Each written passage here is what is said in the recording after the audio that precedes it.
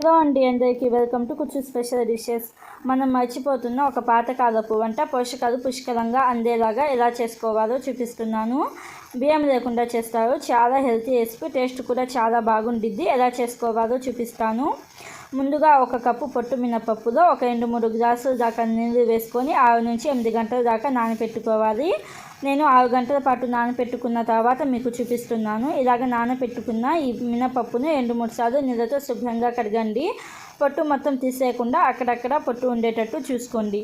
ఈ మినపప్పును మిక్సీ జార్లోకి వేసుకొని చల్లటి నీళ్ళు ఒక 3-4 టేబుల్ స్పూన్ల దాకా వేసుకొని సాల్ట్ ఒక 1/2 టీ స్పూన్ దాకా వేసుకొని మెత్తని పేస్ట్ లాగా గ్రైండ్ చేసుకోండి.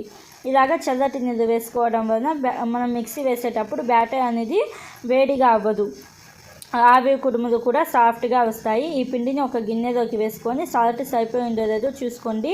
అలాగే నీళ్ళు ఇంకొంచెం పడితే ఇంకొంచెం నీళ్ళు వేసుకొని ఇలాగ థిక్ బ్యాటర్ లాగా చేసుకోవాలి. బ్యాటర్ అనేది మరీ పలుచగా కాకుండా ఇలాగ కొంచెం థిక్ లాగా ఉండాలి. బ్యాటర్ అయితే రెడీ అయిపోయింది కదా. ఇప్పుడు ప్లేట్స్ మీద వెట్ క్లాత్ పెట్టేయండి. అంటే క్లాత్ని కొంచెం తడి చేసుకొని నీళ్ళు మొత్తం పిండేసుకొని క్లాత్ పెట్టేసి ఒక 2-3 గరిటెల పిండి వేయండి. ఇలాగా 2 ప్లేట్స్కి కూడా 2-3 గరిటెల పిండి వేసుకోవాలి. ఇలాగా పిండి వేసిన తర్వాత ఎక్స్ట్రా క్లాత్ ఉండిద్ది కదా, ఆ ఎక్స్ట్రా క్లాత్ని మనం వేసిన బ్యాటర్ మీద ఇలాగ వేసేయండి. ఇలాగ వేసేసిన తర్వాత ఇప్పుడు పాత్రలో ఒక 2-3 గ్లాసుల దాకా నీళ్ళు వేసుకోండి. 2-3 గ్లాసుల దాకా నీళ్ళు వేసుకొని 2 ప్లేట్స్ని కూడా పెట్టేసి పైన మూత పెట్టేసి మీడియం ఫ్లేమ్లో 6 నుంచి 8 నిమిషాల దాకా ఉడికించుకోవాలి.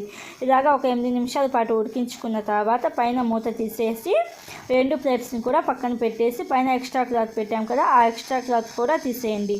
ఈ ఎక్స్ట్రా క్లాత్ని కూడా తీసేసి ఇప్పుడు క్లాత్కి బ్యాక్ సైడ్ వెనుక సైడ్ కొంచెం నీళ్ళు ఇలాగా చిలకరించండి. కొంచెం నీళ్ళు చిలకరిస్తే మనకి ఈ ఆవిరి కుడుములు అనేవి క్లాత్ నుంచి ఈజీగా వచ్చేస్తాయి. ఇలాగా నీళ్ళు కొంచెం చిలకరించి ఆవిరి కుడుములని క్లాత్ నుంచి సపరేట్ చేసేసుకొని సర్వ్ చేసుకోవాలి. కొంచెం నల్ల కారం లేకపోతే పల్లీల చట్నీతో చాలా టేస్టీగా ఉండిద్ది, హెల్తీ కూడా. ఒకసారి తప్పకుండా ట్రై చేయండి. Thanks for watching.